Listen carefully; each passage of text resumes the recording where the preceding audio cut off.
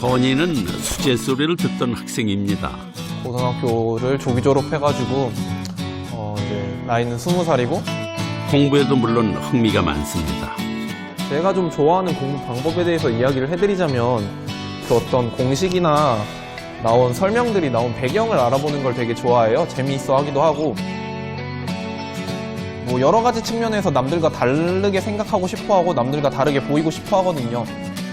이 공식에 증명을 하다 보면 아 이걸 조금만 바꾸면 또 이거구나 하면서 이런 식으로 하는 공부 방식을 저는 좋아하는 것 같고 서로의 의견에 대해서 토의나 토론하는 저는 그런 수업을 굉장히 좋아해요. 최대한 모르는 거에 대해서는 많이 질문을 하려고 노력을 해요. 그런 방식이 저한테 좀 재밌고 잘 맞는 편인 것 같더라고요.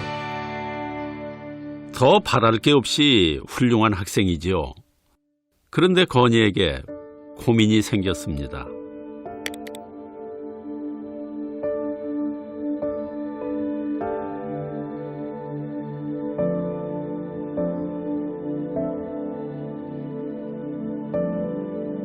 건이의 전공 평점은 2.66. 거의 낙제 수준입니다. 머리도 좋고 공부도 열심히 하는 건이 같은 학생의 성적이 낮다면 대체 서울대학교에서는 누가 A+ 학점을 받는 걸까요?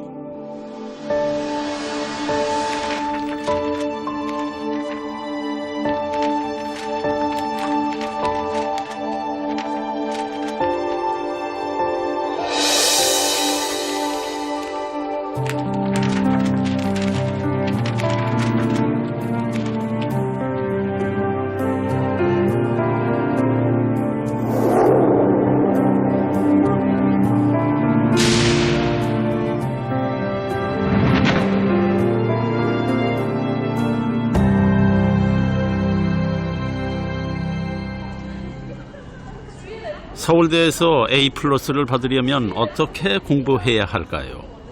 이혜정 소장이 학점 고민 해결사로 나섰습니다.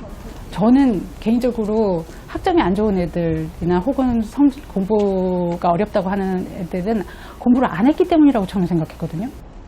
서울대학교 교수학습개발센터에 근무하던 이혜정 소장은 학생들 공부를 도와주는 것이 임무였죠. 최선을 다해서 열심히 안 했기 덜 했기 때문이라고 생각을 했는데 아니더라고요. 많은 학생들하고 얘기를 해보니까 해도 안 돼요. 어떻게 해야 될지 모르겠어요. 너무 어려워요. 이런 얘기를 많이 해요. 근데 이미 서울대는 다 우리나라 최고 학생들이라고 하는 학생들이 왔는데도 불구하고 거기서도 또 그렇게 어려워하는 거를 보고 아 그러면은 학점을 정말 잘 받는 애들을 분석을 해서 그들의 공부법을 추출을 해서 얘네들한테 그걸 알려주면 도움이 되겠다라는.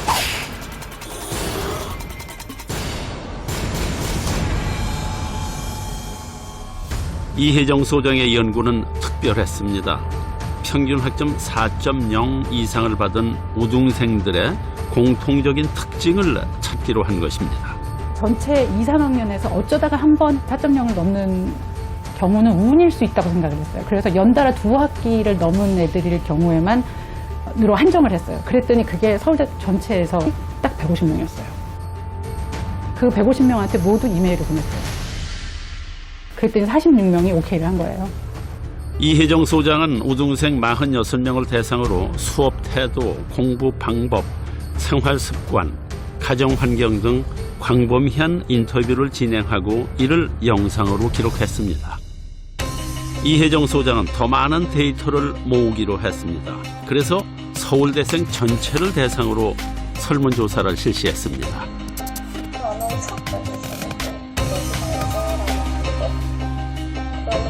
46명의 그 데이터를 항목별로 좀 나눠가지고 그거를 문항으로 나눠서 전체 학생들한테 양적인 조사를 한 거예요. 이혜정 소장은 서울대 우등생의 공부 비법을 밝히기 위한 이 연구를 베스트 런너 프로젝트라 이름 지었습니다. 그랬더니 이제 1000명 넘는 학생들이 응답을 해줬어요. 총 1213명의 데이터를 모았습니다. 이들의 공부 패턴과 학점을 비교하면 서울대에서 A+ 맞는 비법이 드러날 것입니다. 근데 연구가 다 끝난 다음에는 이걸 나눠서 배포를 하는 게 맞나라는 것에 의문이 들어서 학생들한테 배포를 못했죠. 서울대 A+의 비밀을 연구하고도 배포하지 못한 이유가 무엇일까요?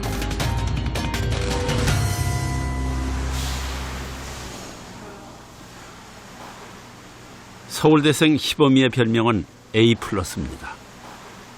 그러니까 성적표 나오면 이제 A+를 비중이 좀 많다 보니까 그럴 때만 그냥 쟤 A+다 약간 이런 식으로 부르는 것 같아요.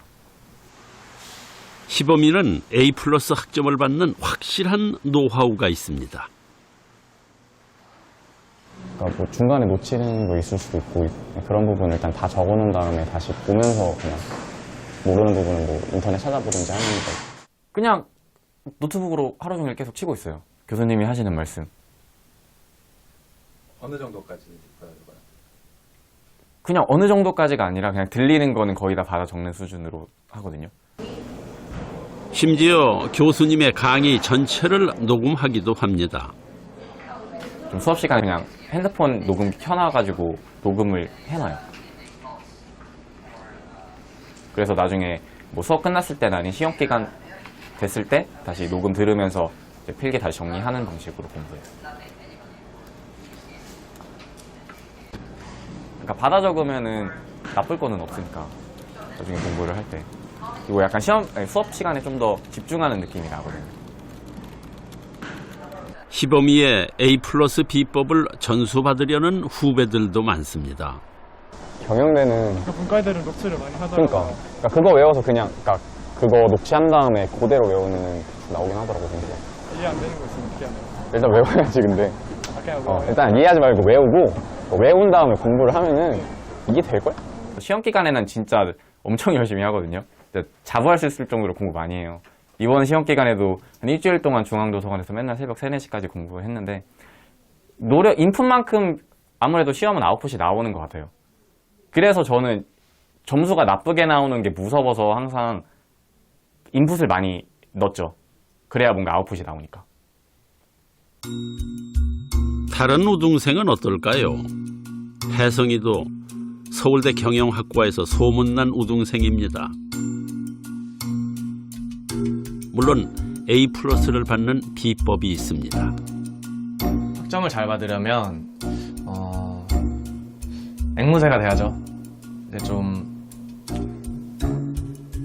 별로 의문을 갖지 않으면 돼요. 그냥 알려주신 거 받아 적고, 근데 저 같은 경우에는 노트북으로 이렇게 속기하는 편이거든요. 그래서 교수님이 농담하셨던 거, 뭐 이 부분에서 어떤 농담을 어떤 맥락에서 던지셨다까지 일단 적고, 그 다음에 PPT를 외우고 속기했던 거를 요약해서 다시 외우고 교과서를 보고 기출을 구해서 풀고.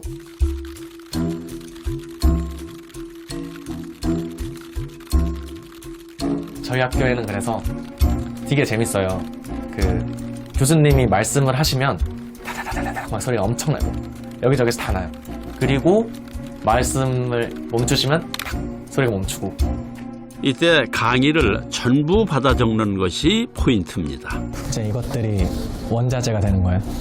처음 들을 때 좀 이렇게 막 날려 적은 거. 키워드나 요약 위주로 공부를 하면 저는 그러면 불안해서 시험 못 보거든요. 그 키워드가 어떤 맥락에서 나왔고 그 과정에서 어떤 농담이 있었고 좀 부수적인 것들까지 암기를 해요. 이것들을 참고해서 한번 쫙 뽑으면 이렇게 압축을 해요. 개념 정리한 건데, 그럼 이제 이거에서 한 번 더 들어간 게 이제 최종 저의 필살기 시트. 요 정도 하면은 이제 시험 준비는 끝났다고 보면 되죠. 시험 기간에는 이제 이거를 외우는 그 단계가 이제 거의 시험 공부가 되는 거죠. 약간의 차이는 있지만 혜성이의 A+ 비결 역시 교수님의 말씀을 통째로 외운다는 것입니다. 이게 고등학교 때 하던 건데, 고등학교 때 쪽지 시험 볼 때나 하던 짓인데 대학교 와서도 제가 크게 다른 방법으로 공부하고 있지 않구나 하는 생각을 했어요. 강의 내용을 외우는 것은 성적 좋은 학생이라면 누구나 인정하는 A+ 비법입니다. 나 그거 알아. 금요일 수업이지. 그럼 진짜 교수님이 그냥 강의하시면 저희는 그냥 받아 적고 끝이에요. 보통 전공 들을 때 그렇게 다 하지 않아? 텍스트 시간에 아예 노트북으로 교수님께서 하는 말씀을 그냥 시나리오 적듯이 마치 약간 진짜 시나리오 적듯이 그냥 그대로 받아 쓰는 거예요. 되게 상세하게 설명을 쓰고 교수님께서 그렇게 거기에 대한 예를 설명하시는 것도 다 받아 적는 편인데 일단 기본적으로 많이 외우고 많이 기억하려고 노력하고 딱 정리를 해서 딱 자기가 뭐 예를 들어서 어떤 것의 특징 5가지 하면 따다다닥 나올 수 있도록 진짜 토시 하나 안 빠지고 써야 되는 경우가 많아요. 너무나 많은 아이들이 공통적으로 한마디도 빼놓지 않고 그리고 그것도 말을 문장의 형태로 적어야 된다는 것. 요점 정리를 하면 안 된다는 것. 키워드를 적어서는 안 된다는 것.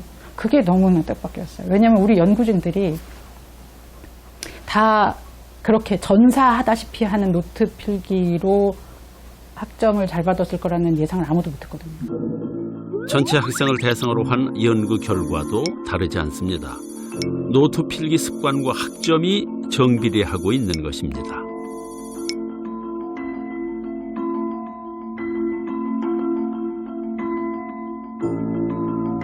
문제는 학생들 생각은 뭐냐는 겁니다. 이혜정 소장은 한 발 더 들어가 보기로 했습니다. 너가 굉장히 좋은 아이디어가 있는데 근데 교수님과 달라 아이디어가. 근데 네가 생각하기엔 네 아이디어가 더 좋을 것 같아. 그러면은 너는 그거를 시험이나 과제에 쓰니 안 쓰니? 저는 교수님 의견 쓸 것 같아요. 어후, 절대 안 되죠. 그렇게 적으면. 교수님의 견해, 교수님의 분석, 교수님의 해석을 좀 더 쓸 것 같아요. 남들은 다 하지 않는데 굳이 시도를 할 용기는 나진 않을 것 같아요. 교수님 원하시는 게 답이 이렇게 있는데 제가 거기다가 새로운 예를 들거나 새로운 시각을 덧붙인 거나 하는 거는 불필요한 부분이기 때문에 감점이 많이 되거든요. 46명 중에 41명이 안 쓴다고 했어요.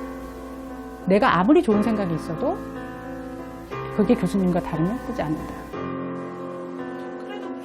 이혜정 소장은 학생들에게 본인의 학습 태도가 수용적인지 비판적인지 물었습니다. 수용적이라는 답변이 많았습니다. 놀라운 것은 수용적 태도라고 답변할수록 학생의 학점이 높다는 것입니다. 비판적인 학습 태도를 가지면 학점이 낮다는 이야기죠. 우리 학교에는 다 그런 애들만 있니? 물어보면 아니에요. 비판적이고 창의적인 애들 있어요. 아니, 그런 애들은 다 학점이 낮아요. 그렇게 얘기를 하는 거예요. 근데 문제는 이렇게 학점이 낮은 애들이 4.0 넘는 학생들의 그 행동처럼 가지 않으면 죄책감을 느끼고 그렇게 가야지 맞는 거라는 생각을 하니까 자신의 행동을 수정하려고 해요. 서울대 3학년 상현이의 별명은 질문왕이었습니다. 제가 어릴 때부터 질문하는 걸 정말 좋아했어요. 그래가지고 그게 이제 대학까지 이어졌는데 제가 워낙 질문을 많이 하니까 사람들이 대충 1, 1학번 김상현입니다 하면은 저 사람이구나. 교수님이 상현 학생 질문하느라 정말 수고 많았어요 하고 기억해 주셨을 정도로 공부를 많이 했는데 그걸 이제 제한된 시간 내에 문제로서 푸는 연습을 안 했었거든요. 그래서 시험을 못 보니까 전체 성적은 높지 않게 나왔습니다. 상현이는 공부를 열심히 했지만 학점이 높지 않았습니다. 그러다가 우연히 이혜정 소장의 연구를 접하고 A+ 받는 학생들의 수업 태도를 그대로 따라 해봤습니다. 교수님이 하는 말씀을 전부 받아 적었습니다. 녹음하고 전부 받아 적고 또 파일 형식으로 만들어서 한 일주일에 한 번씩 계속 그 내용을 축약시켰습니다. 시험을 볼 때 그 제가 작성한 답안지를 그대로 달달달 외워서 그대로 토시 하나 안 틀리고 쏟아붓는 형식으로. 그래서 다 받아주니까 쌤이 어떠셨어요? 그러니까 어떻게 보면 폭풍 상승을 했죠. 진짜 저는 장학금을 성적 장학금 받아본 적이 없었는데 장학금 받아서 되게 놀랐어요. 되게 막 효도한 느낌도 들고.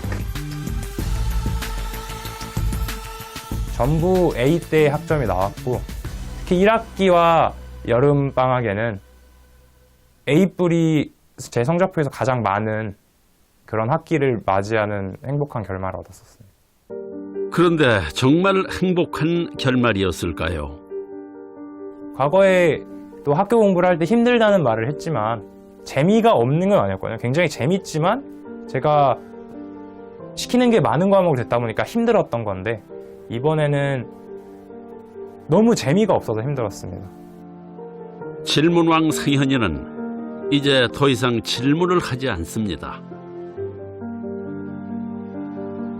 이렇게 쓰면 이런 식으로 점수를 주겠구나 식으로 분류하다 보니까 공부에서 저는 없었던 거죠. 제가 굉장히 많은 시간을 들여서 공부를 했지만 실질적으로 저는 존재하지 않았다라고 생각합니다.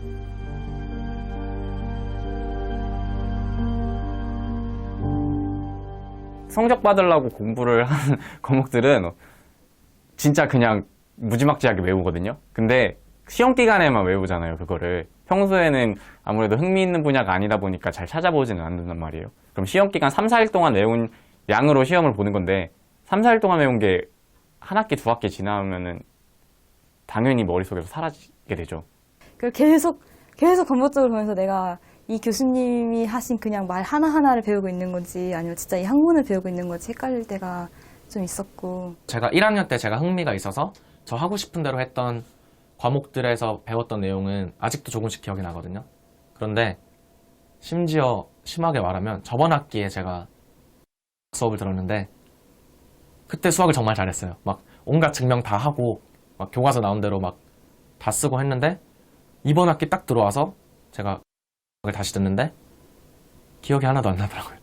그러니까 교수님이 강조했던 것만 외워서 들어가서 바짝 시험 보고 그러고 나오니까 그래서 매 학기마다 새로워요. 사실 점점 내용이 진행돼야 되는데 새롭고 항상 까먹고 이틀 뒤면 까먹고. 사실은 하기 전에는 굉장히 기대가 됐었어요. 우리 자식들이 이런 애들이면 얼마나 좋겠느냐라고 기대를 하고 있었는데 막상 우리 애들한테 이렇게 커라라고 얘기를 과연 할 수 있을까? 너는 너의 어떠한 생각도 가져서는 안 되고 네 생각이 아무리 좋아도 교수님과 다르면 버려야 되고 그리고 교수님의 말씀을 단 한마디도 빼놓지 않고 적어야 되고 이게 서울대학교 교육이다 라고 얘기를 과연 할 수 있을까?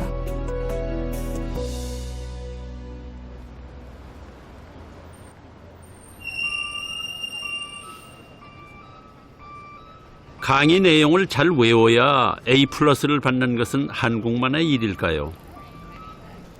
이혜정 소장은 때마침 미국 미시건 대학의 객원 교수로 부임했습니다.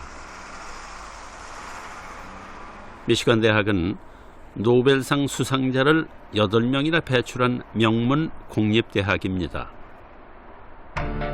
이 소장은 서울대에서 했던 연구를 미시간대 학생들에게도 똑같이 해봤습니다. 저는 사실 그랬어요. 어차피 미국에서도 계속 비판적 창의적 사고력을 길러야 된다. 너무 애들을 지식의 습득만으로 매몰시키지 말아야 된다라는 주장이나 연구나 이런 것들 계속 나오거든요. 그러니까 당연히 미국도 약간 패턴은 비슷하겠지 정도의 차이는 있을지언정. 이혜정 소장은 미시건대 학생 8천여 명에게 이메일을 보내서 총 1,035명으로부터 답변을 받았습니다. 이 정도 규모의 데이터를 모은 것은 미시간 대학에서도 흔치 않은 일입니다. 결과를 딱 보고 굉장히 충격이었죠. 결과는 완전히 다르게 나왔거든요. 수십 개의 질문 중에서 아니다 라는 답변이 가장 많은 문항이 눈에 띕니다. 어디서 많이 보던 문항이죠. 바로 수업 시간에 모든 것을 받아 적는가라는 질문입니다. You know, when you are taking notes during your lectures, do you tend to write everything, word for word?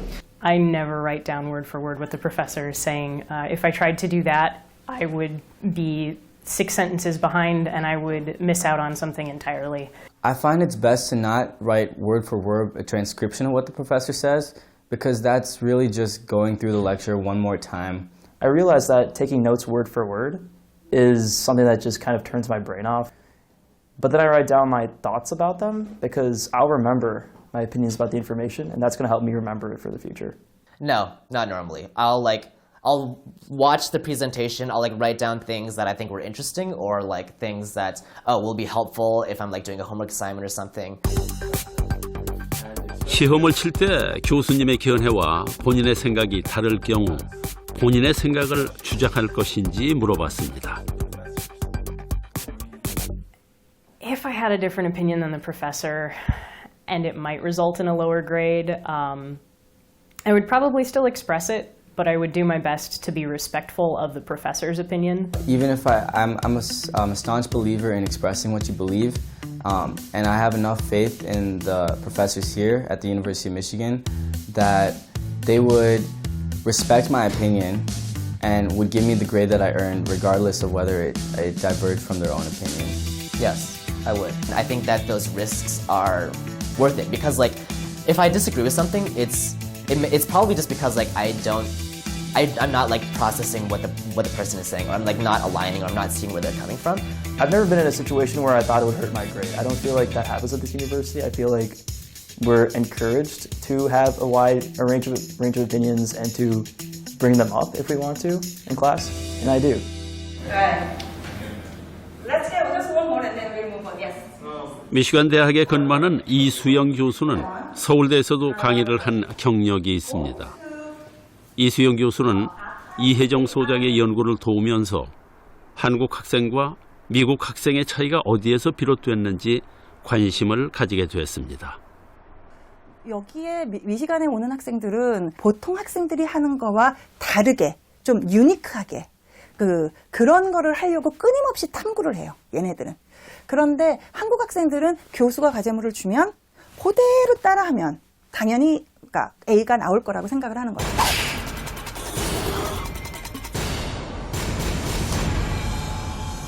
자기는 교수가 하라는 대로 그대로 했다는 거예요. 1번 하라 그래서 체크, 2번 하라 그래서 체크, 3번 하라 그래서 체크. 그런데 점수가 B, B- 이렇게 나오는 거예요. 그러면 이제 저한테 달려오죠. 저는 교수님이 하라는 거 그대로 했는데 왜 B냐고. 그럼 제가 그렇게 얘기하죠. 내가 하라는 그대로 했기 때문에 B다. 혹시 이 그래프를 기억하십니까? 서울대학에서는 강의를 잘 받아 적을수록 학점이 높았지요. 미시간 대학에서 똑같은 질문을 했는데요. 놀랍게도 노트 필기가 성적에 별다른 영향을 미치지 못한 것으로 나타났습니다. 이 학교하고 저 학교는 둘 다 그렇게 열심히 공부를 해요. 근데 종류가 다른 공부를 하고 있는 거예요. 그리고 그 종류가 다른 공부를 하게 되는 원인에는 종류가 다른 공부를 높은 학점으로 평가를 달리하고 있었기 때문이죠. 그게 이 연구의 아주 중요한 결과였습니다. 어떤 답에 A+를 주느냐는 학생들의 성향까지 변화시킵니다. 미시간대 학생들은 입학할 때는 상대적으로 수용적인 편이지만 갈수록 비판적인 태도로 변한다고 답변했습니다. 제가 생각할 때는 게임의 룰이 다른 것 같아요. 완전히. 한국에서의 평가 방법이 12년 동안 선생님이 하라는 대로 하고 여기서 정답이 뭔가를 찾아내는 교육을 너무 오래 하다 보니까 그게 그냥 굉장히 익숙해진 방법인 거죠. 고등학교 때 학교에서 몇 등했어요? 고등학교 때 1등이었죠. 당연한 건가 그럼? 시험 기간 되면 한 7건씩 풀었던 것 같아요. 그러니까 시중에 나와 있는 문제집은 거의 다 풀었던 것 같고. 수학 문제 만 문제를 풀면 진짜 많이 푼 거다 해서 3년 동안 수학 문제 만 문제를 풀고 그 문제집을 전부 5번씩 본 것 같습니다. 한창 많이 할 때는 책상에서 그냥 엎드려 자다가 꿈도 꾸는 거야. 꿈에서 공부하는 꿈을 꿨어요. 근데 꿈을 꾸다 깼는데 책상인 거예요. 그래서 다시 해야 되는구나. 한국 아이들은 아주 어려서부터 수용적인 태도로 길들여집니다.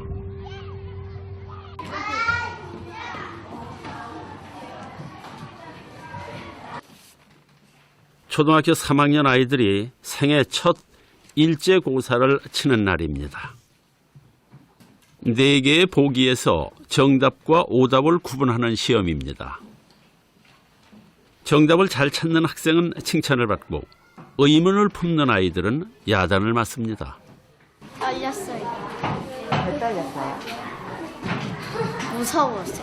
뭐가? 점수 때문에. 무서웠어요. 무서웠어요? 뭐가요? 시험 보다가 틀릴까봐 무서웠어요. 텅 비었어요. 뭐가요?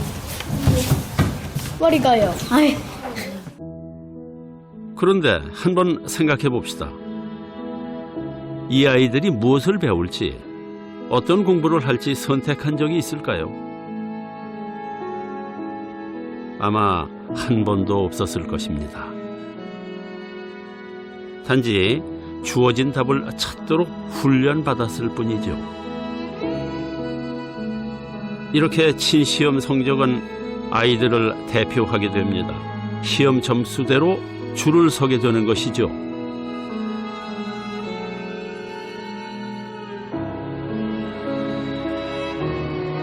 중고등학교에 진학하면 더 많은 시험을 치게 됩니다.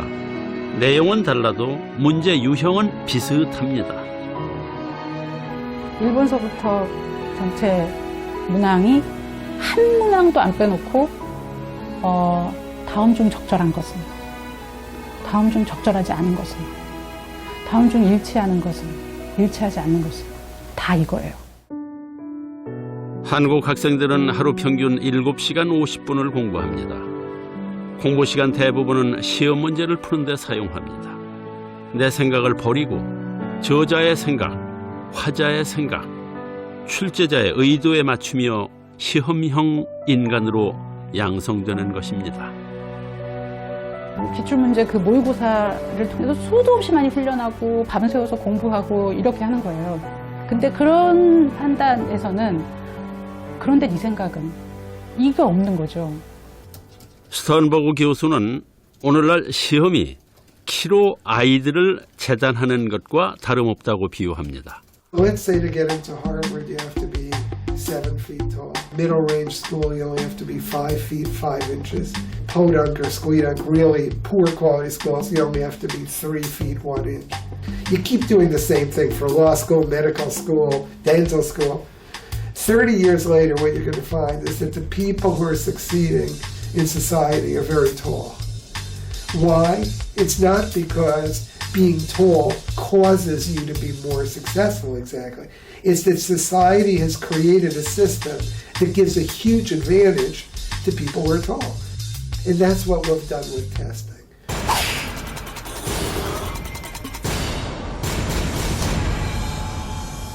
왜 하필 키를 기준으로 삼는지, 키가 작은 아이들은 왜 손해를 봐야 하는지 그 누구도 문제 삼지 않습니다. The correlation between success on the test and success in life is not something we discovered. To a large extent, it's something we created. The problem is with the kinds of tests we use. 그렇다면 답을 잘 맞추는 아이가 더 똑똑해지는 걸까요? I remember as a student, and that was a long, long time ago, we had certain tests that were given by the state, for example. And I would ask a question, and the teacher actually answered and said, well, you don't need to know that for the test.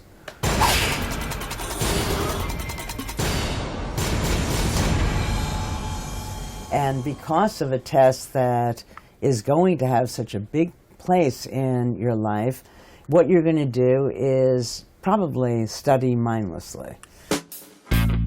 앨런 랭어 교수는 정답을 찾는 교육이 아이들에게 어떤 영향을 미치는지 오랫동안 연구해왔습니다. 그러다가 흥미로운 실험을 하나 고안했죠. 먼저 펜과 텀블러, 강아지 장난감과 카메라 부품 등 4가지 물건을 준비합니다. 이 물건들을 마케팅 동아리 대학생 24명에게 보여줍니다.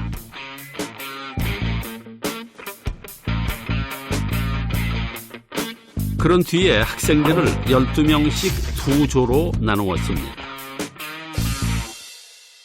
1조 학생들에게는 A는 펜이다, B는 텀블러다, C는 강아지 장난감이다, D는 카메라 부품이다 라고 단정적으로 설명했습니다. 반면 2조 학생들에게는 A는 펜일 수도 있다. B는 텀블러일 수도 있다. C는 강아지 장난감일 수도 있다. D는 카메라 부품일 수도 있다. 라고 여지를 두어 설명했죠. 그런 뒤에 연필을 주고 물건 가격이 높은 곳에서 낮은 순서대로 쓰라고 했습니다. 물론 소비자 행동조사라는 이유를 달고 말이죠.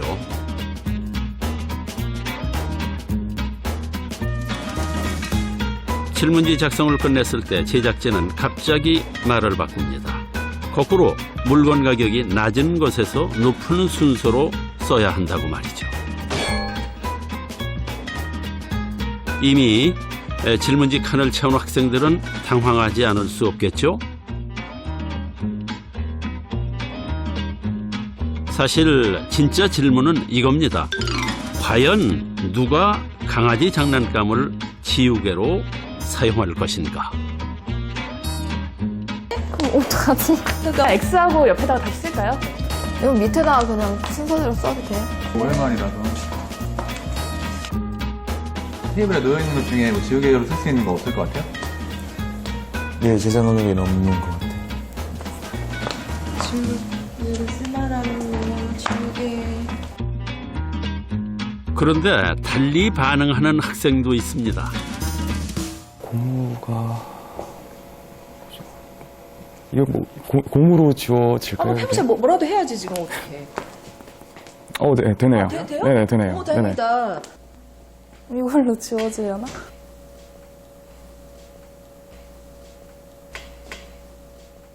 응? 어때요? 뭐 지워져요? 네. 아 지워져요?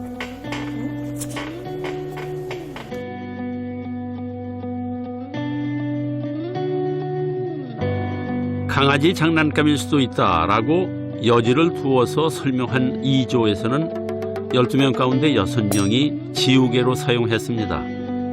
반면 강아지 장난감이다라고 단정적으로 설명한 1조에서는 12명 가운데 1명만 지우개로 사용했습니다. 왜 이런 결과가 나왔을까요? 이거는 어떤 물건이다라는 설명을 들었기 때문에 약간 이거는 그런 물건이니까 지우개가 아니니까. 씨는 강아지 장난감이라고 얘기를 하셨으니까 그냥 그 용도로밖에 생각이 안 났던 것 같아요. 당연히 강아지 장난감이니까 지우개의 용도로 쓰일 거라고는 생각이 못했어요. 장난감으로 좀 지우기에는 안 지워질 것 같으니까. A는 펜이다, B는 텀블러고 이렇게 정의가 확실하게 내려져 있잖아요. 그러니까 지우개라는 생각을 애초에 못하죠. 이거 가지고 지우개라고 여기다 써놨으면 전 이걸로 지웠겠죠. 이 실험은 하나의 답을 정해놓으면 더 이상 생각을 확장하기 어렵다는 것을 보여줍니다. 이것이 바로 정답의 역설입니다. When you know something in an absolute way, it just doesn't occur to you to think about it in any other way. But there's only one way of doing things, one way of knowing something, that these answers in some sense exist independent of human presence, as if they were handed down from the heavens rather than a group of people decided that this is the answer that we're going to take as real. 정해진 답은 오히려 아이들의 성장을 가로막을 수도 있습니다. 올해 옥스퍼드 대학에 입학한 천유정 학생. 호주에 살았던 유정이는 영어를 아주 잘했지만 한국에 와서는 영어 시험에 고전을 면치 못했습니다. 중2 때 2학기가 성적이 잘 안 나왔던 거죠. 이거를 한국말로 쓸 테니까 영어로 번역하는 시험을 칠 것이다. 그런데 이걸 그대로 외워가야 되는 거죠. 그러니까 한국말인데 다르게 번역하면 안 되는 거죠. 예를 들어 여기에 뭐 무슨 상을 수상했다라고 써 있는데 한국어로는 he was given이라고 돼 있어요. 여기는 영어로. 그런데 뭐 he was awarded 이런 식으로 쓰면 틀리는 건 거죠. 그러니까 다 막 외웠는데 외우면서 되게 전 기분이 안 좋았죠. 다른 표현도 맞는 것 아니냐고 말해봤지만 소용이 없었습니다. 뭐 배운 표현을 쓰라고 말하지 않았느냐. 이걸 교과서에 이렇게 써 있지 않느냐. 그리고 이제 그러니까 너도 룰을 따라서 공부하는 법을 배워야 되지 않겠느냐라는 게 보통 주 말씀이셨는데 왜 그렇게 말씀하셨는지 이해가 될 것 같아요. 왜냐면 대다수의 아이들은 그 교육 프로그램에서 크잖아요. 그리고 고등학교 가서도 그런 식으로 마크가 되고 어떻게 보면 대학에 가서도 그런 식으로 평가가 될 거기 때문에 중학교 때 내 고집을 꺾지 않으면 앞으로도 힘들 것이다. 옥스포드 대학에 입학한 유정이가 만약 한국에 계속 남아 있었다면 어떻게 됐을까요? 여전히 문제아 취급을 받을지도 모를 일입니다. 답을 찾는 교육이 아이들의 성장을 가로막는다는 것은 막연한 주장이 아닙니다. 사회통계학 박사인 권재원 선생님은 이상한 데이터를 발견했습니다. 한국이 자랑하는 피사 성적표였습니다. 한국 학생들의 피사 성적은 세계 1, 2위를 다투지만 정작 최우수 학생을 의미하는 육수준 학생의 비율이 낮았던 것입니다. 이 OECD 경제협력개발기구가 이걸 실시했을 때는 기본적으로 지식 노동자가 얼마나 많이 나오느냐 이걸 보려고 한 건데 그때 이들이 관심을 가지는 건 6등급이죠. 그 부분에서 조금 이제 심각하다고 느껴지는 거죠.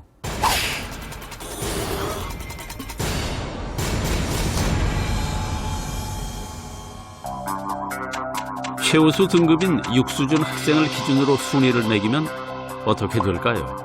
한국은 1기에서 11위, 과학에서 17위로 성적이 대폭 떨어집니다.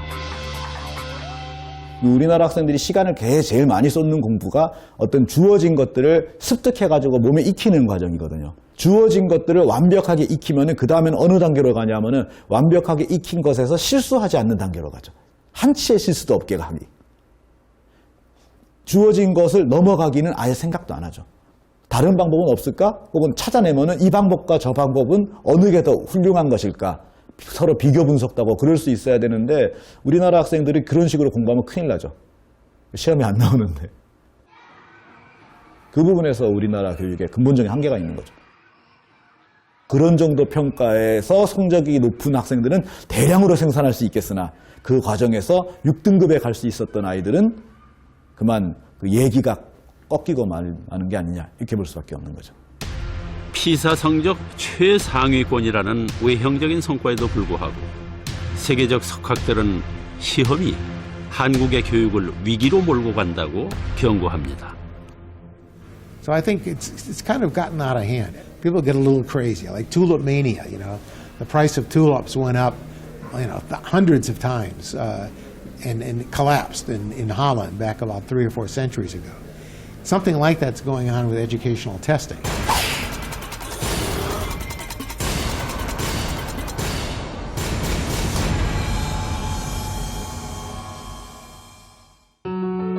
해커먼 교수는 한국의 시험을 튤립 파동에 비유합니다. 17세기 네덜란드에서는 튤립 가격이 오르자 너도 나도 튤립에 투자했다가 값이 폭락해 한꺼번에 몰락한 적이 있었습니다. 실질적인 가치가 없는 것에 모든 것을 거는 한국의 시험이 튤립과 다름없다는 것이죠. I would ask the following. Do you realize how most tests are validated? They're validated using other tests. They're not validated by how people are achieving things in the rest of their lives. I would say that's the test that really matters. The test is how people perform, how they live successful lives. Not saying how well they predict another test score. 노벨 물리학상 수상자인 슈지 교수는 정답을 찾는 아시아의 교육이 쓸모없다고 혹평합니다. So I think the Japan Asian educational system is like a waste of time. So targeted only to enter the famous exam. China same and Japan same and Korea same. That is very bad. Waste of time, no? まあ韓国も一緒なんですけど、日本で絵を描かすと子供に絵を描かすとこれはダメダメダメとティーチャーが教えます。でこれに完成した絵があるんです。それと同じでないと絵は全部失敗なんです。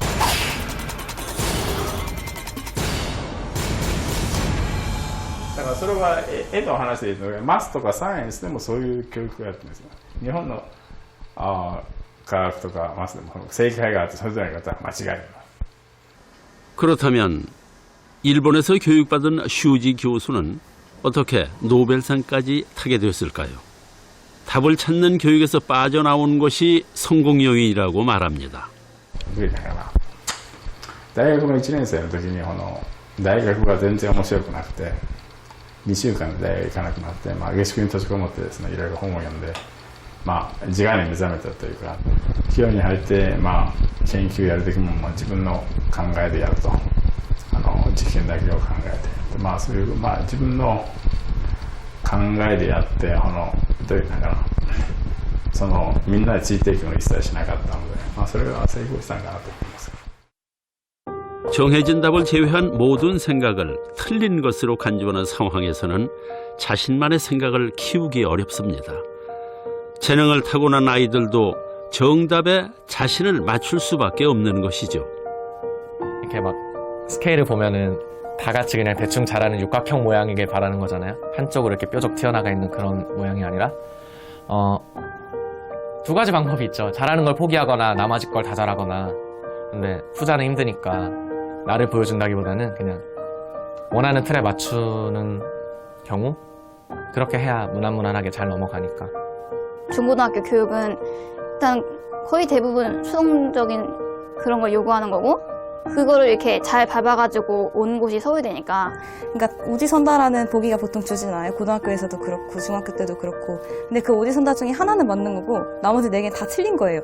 그럼 저희는 나머지 4개를 다 틀렸다고 가정을 해야 되고 나머지 하나만이 그냥 다 맞다고 가정을 하고 들어가야 되는 거거든요. 그런 거에 이미 저희는 최적화된 상태이고 그냥 뭐 저희가 잘 하는 거니까 어떻게 바꿔야 될지도 사실 잘 모르겠고. 답을 찾는 데는 도 같은 서울대 학생들에게 당신은 왜 공부를 하느냐는 질문을 던졌습니다.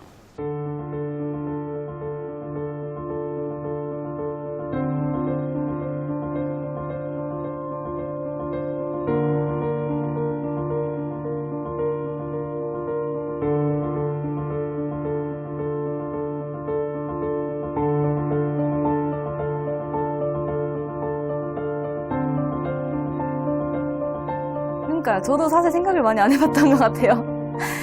그걸 왜 저한테 물어보세요라고 할 것 같아요.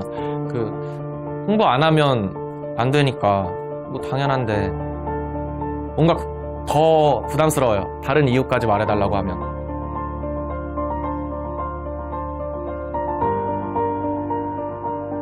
엄마가 시켜서 했죠. 시작은 엄마가 시켜서 했고 지금 제대하고 나서는 이거라도 안 하면 안 될 것 같아서 합니다.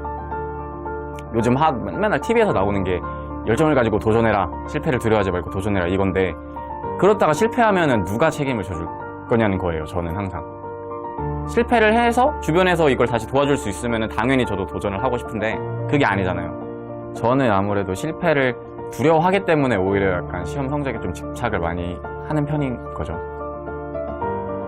I think it's a disaster. I know for a fact that in the South Korean educational system, once you get into a top university, you're more or less guaranteed. So actually, the performance of a lot of the top students is really not so good after they get in. So these kids, once they get in, it's very hard to get in. Once they get in, it's like they coast. So one wonders if that's an ideal system. 어쩌면 우리 아이들은 철진한 공부를 하고 있는지도 모릅니다. 창의적인 능력을 요구하는 현대 사회에서 정해진 답을 외우는 것이 더 이상 통하지 않기 때문입니다. 얼마나 잘 외웠는지를 그걸 계속 평가하는 시스템에서는 애들이 왜 궁금해하겠어요? 궁금해하는 게 조금이라도 생겼어도 빨리 그걸 커트하고 빨리 이걸 외우는 데 집중해야지만 되잖아요. 그러니까 궁금함이 생기는 그런 호기심을 이제 다 이렇게 눌러놓는 애들이 정해진 성공이라는 트랙으로 가게 되잖아요. 그리고 그거를 받아들이지 못한 경우는 낙오자가 되는 거고. 그런데도 아이들은 자신의 노력이 부족해서 성적이 낮다고 자책합니다. 만들어 놓은 평가지를 틀렸으면, 거기를 맞추지 못했으면 너는 아닌 애야 라고 단정을 져버리고 걔네들을 낙오자로 만드는 이 시스템은 우리는 키우는 게 아니라 죽이고 버리고 포기하는 거가 되는 거잖아요. 그게 너무 사실은 안타깝죠. If you have schooling where the emphasis is always on what's the right answer, A, B, C, or D, or I'm the teacher, so you better always agree with me, or do it my way, copy these things, and the better you copy, what I show you, the better the grade you get. If you have that kind of schooling, we're selecting people for the wrong stuff. 오늘 밤에도 아이들은 강의를 암기하며 시험 준비를 합니다. 우리가 치는 시험은 대체 무엇일까요? 밑 빠진 독에 물 붓기다. 그 항아리에 지금 시험 보는 당시에 물이 얼마나 차 있느냐. 측정한 거 딱 빠지면 지식이 빠져나가는 것과 함께 물이 이렇게 쫙. 교수님의 생각에 담겨있는 상자가 있으면 우리가 어떤 구슬을 떨어뜨려서 그 시험 안에서 구슬의 색깔이 바뀌어서 배출이 된다고 생각을 하거든요. 연극? 연극이다? 연극은 대본이 다 있잖아요. 대부분의 애드립들은 리허설 단계에서 걸러지거든요. 이제 교수님이 해주셨던 말씀들이라는 대본을 읽고 들어가서 그대로 뱉고 나오는 거다. 학점을 매기는 척도에 얼마나 비판적인 사고를 하였는가가 들어가면 그럼 정말 세상에서 가장 비판적인 학생이 될 자신이 있습니다. 그런데 그거는 우리를 평가하는 기준이 아니니까요. 후배들이나 선배들이 공부하는 방식을 보면 좀 더 비판적이고 창의적으로 무언가를 바라보려고 한다기보다는 좀 더 어떻게 하면 교수님이 제시한 평가 기준에 적합한 결과물을 낼 수 있을까에 고민을 한다고 생각합니다.